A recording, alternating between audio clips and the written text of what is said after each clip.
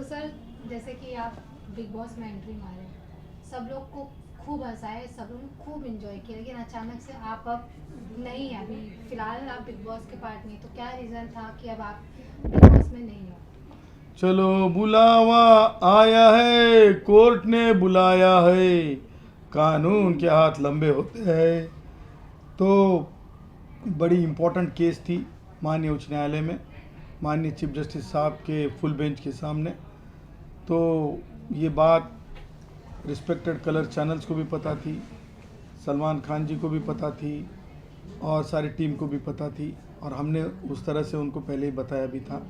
तो बड़े other respect के साथ, क्योंकि केस ही उतनी मजबूत और ज़रूरी थी कि वो आरक्षण 50% से ज़्यादा आरक्षण देश के फंडामेंटल स्ट्रक्चर है जो संविधान का है, उसके संदर्भ में केस थी। आरक्षण नहीं 50% से ज़्यादा होना चाहिए करके, वो भी बिग बॉस जैसे ही इम्पोर्टेंट थी। और जयश्री जी उस केस को 2014 से लड़ रहे हैं। तो इस महत्वपूर्ण केस की वजह से जो है, हम केस के लिए जाने के लिए बिग बॉस ने हमें इजाज़त दी थी। नहीं, लेकिन अब आप निकल गए तो लोग आपको काफ़ी मिस कर रहे हैं, आपका जो बिहेवियर था, आपकी जो पर्सनैलिटी थी, लोगों को हंसाना, फिर बोलना लोगों के लिए, तो वो काफ़ी लोग मिस कर, आप कितना मिस कर रहे हो अभी बिग बॉस से निकल कर? देखिए, मुझे तो ऐसा है ना कि मिसिंग बोलना नहीं चाहता हूँ मैं, कि मैं यही कहना चाहता हूँ, मेरे जो लगते जिगर जो मुझे सुनते हैं, जो मुझे चाहते हैं, उनको यही कहना चाहता हूँ कि ज़रूर आने वाले समय में चीज़ें ठीक ठाक से होने पर फिर से मैं बिग बॉस में जाऊंगा, क्योंकि उसी तरह से बात हुई है। तो ज़्यादा स्ट्रेस होने की, मेरे भाइयों साथियों लगते जिगर जो भी है, मैं फैंस नहीं कहता हूँ, फैंस थोड़ा दूर का रिश्ता होता है। तो मैं सारे ही देश में के विदेश में के, मेरा हमारी साथ मेरा जो साथी है, जो हमारा जो रिश्ता है, वो ज़्यादा फुटपाथी भाई बहनों से होता है। टैक्सी ड्राइवर, रिक्शे वाले, दिहाड़ी मजदूर, वो हमारे अपने लगते हैं, ज़्यादा सभी अपने हैं, लेकिन वो हमें हमें बहुत अच्छे लगते हैं। तो कष्ट करने वाले लोगों से हम जुड़े हैं, सांस की तरह जुड़े हैं। तो उन सारे हमारी सांस रहने वाले भाइयों से कहना चाहता हूँ कि हम जल्दी ही उनकी मनीषा पूरी करने के लिए फिर बिग बॉस में रियलिटी, जीवन की सच्चाई डंके की चोट पे बताने के लिए आएंगे। Great sir. Even Salman Khan ji ने भी कहा था कि पहले दिन तो आप एकदम शांत थे, लेकिन दूसरे दिन से जब आपका बिहेवियर लोगों ने देखा, उनको भी काफ़ी पसंद आया, लोगों ने काफ़ी पसंद किया। तो आप पहले दिन इसलिए शांत थे कि आपको पता नहीं था कौन कैसा है, दूसरे दिन इसलिए आप इतना ओपन हो गए कि आपको पता चल गया मेरे अगेंस्ट कौन है और कंटेस्टेंट कौन है, क्या कुछ रीज़न था? देखिए, वहां पे जो है अधिकतर कलाकार है, हम्म, और वो कलाकार स्ट्रगलिंग कलाकार है। हम उन कलाकारों के सामने भी और सलमान के सामने भी कहते, वो हमको कैसे लगते हैं, उबले चने, फ्यूचर हीरो। तो हम अभी तक किसी को भी अपना प्रतिद्वंदी मानते नहीं हैं, क्योंकि हम जानते हैं कि कलाकार किरदार के साथ आता है, स्क्रिप्ट की सोच के साथ आता है। इसीलिए ज़मीन आसमान का फ़र्क है, इसीलिए तो ये पब्लिक है, सब जानती है।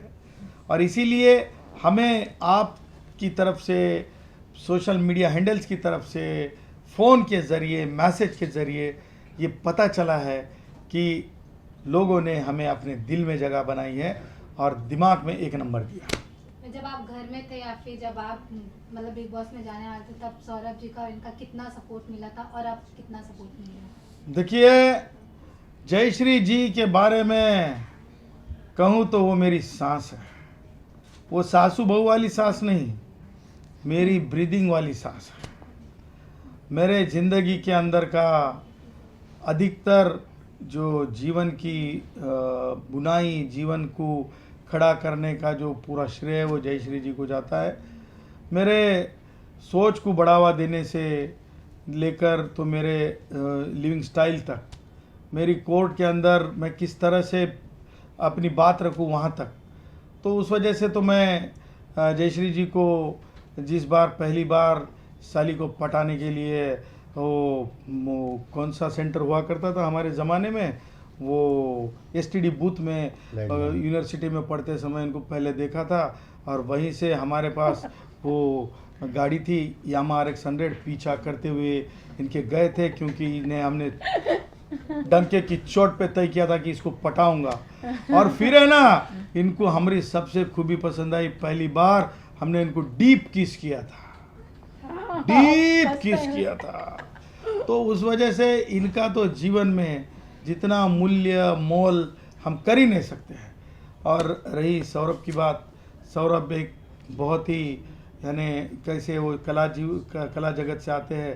तो जब ये 12वें सीज़न में, बराबर ना, 12वें सीज़न में थे, जब ही हमसे इनकी पहचान हुई थी, इन्होंने तस्वीर भी उतारी थी हमारे साथ।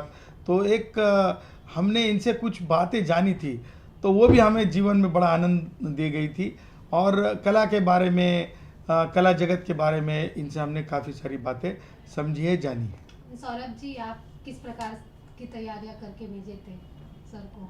तैयारियां क्या करानी है उनको यार, वो तो रोज़ ही तैयार रहते हैं, कोर्ट में इतने बड़े बड़े केस लड़ते हैं, और उनके लिए क्या तैयारियां कराएंगे। अब आर्मी वालों को आप बोलोगे कि देश के लिए कैसे लड़ना है, तो तैयारियां कुछ नहीं थी, कुछ ऐसे पॉइंट्स होते हैं जो बताने पड़ते हैं, जो गेम में होते हैं, जो मैनिपुलेशन होता है, जो रिश्ते बनते हैं, तो वो बताना ज़रूरी था कि एक इंसान इमोशनली रिश्ता बनाता है और बाहर तू कौन और मैं कौन।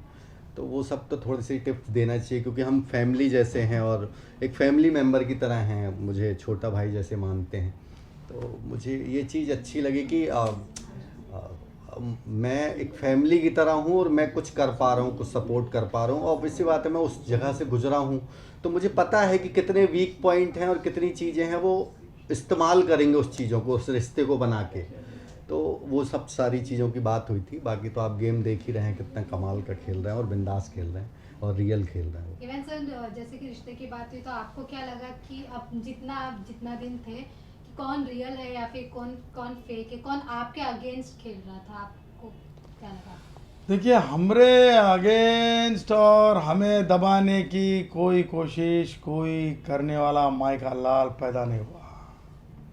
हम दाऊद इब्राहिम जैसे आतंकी को अपने बूट के नीचे दबाने के लिए, कुचलने के लिए तैयार रहते हैं। तो हमें तो हमसे कोई वो पंगा लेगा नहीं, क्योंकि हम जो भी बोलते हैं डंके की चोट पे बोलते हैं।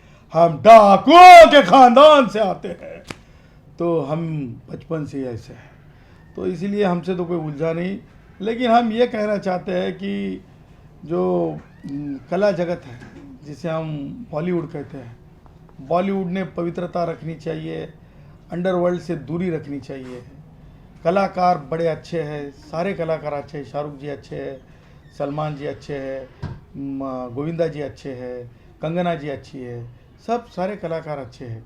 लेकिन है ना, किसी छोटी मोटी चीज़ के लिए गलत हाथों में न लग जाए, ये ध्यान रखना जरूरी। क्योंकि हमें लोग जो बताते हैं, छोटी छोटी बातें दुनिया के बारे में बताते हैं, जैसे कि मेरे ख्याल से अपने क्या नाम है उनका, वो आए थे, वो जिलेबी बाई गाना गाया था, वो गाना चला था, तो उस समय एक उन्हीं के हमारे में मल्लिका हाँ शेरावत। हाँ, वो जब आए थे तब याद है आपको कि बॉलीवुड ने आपसे अन्याय किया, ऐसा एक जन ने बोला था वहाँ पे।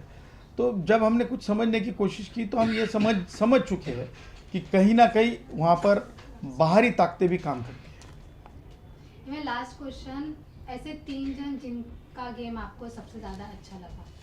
17 खिलाड़ी समान खेल रहे हैं, वो खतरा हमें समझते हैं, क्योंकि जनता ने हम पे मन पे लिया है, हम बात खुली रखते हैं, ओपन माइंड है। तो 17 लोगों को किरदार से बाहर आना पड़ेगा, तभी हम बता पाएंगे। अभी तो फिलहाल के लिए यही कहूँगा कि 17 एक लाइन में है। Thank you sir. लास्टली आप अपने फैंस को क्या मैसेज देना चाहेंगे, और आपका लोग जो वेट कर रहे कि आप फिर से बिग बॉस में दिखें? जरूर जरूर मेरे लगते जिगर भाइयों, साथियों, मेरे चाहने वालों, हम जरूर अपनी बाकी चीज़ें ख़त्म करके फिर से आपके खुशी के लिए, आपके सोच विचार, हमारी खुलेपन की बातें रियलिटी शो में रखने के लिए जरूर हम जल्द ही बिग बॉस कलर्स में जाएंगे। डंके की चोट पे आपको हम वहाँ दिखेंगे। एक शायरी बोल दूँ? बोलो। बोल दूँ? हम छोटे मोटे दीपक थोड़े हैं जो बुझ जाएंगे, दिवाली के रॉकेट हैं सीधे घर के अंदर घुस जाएंगे।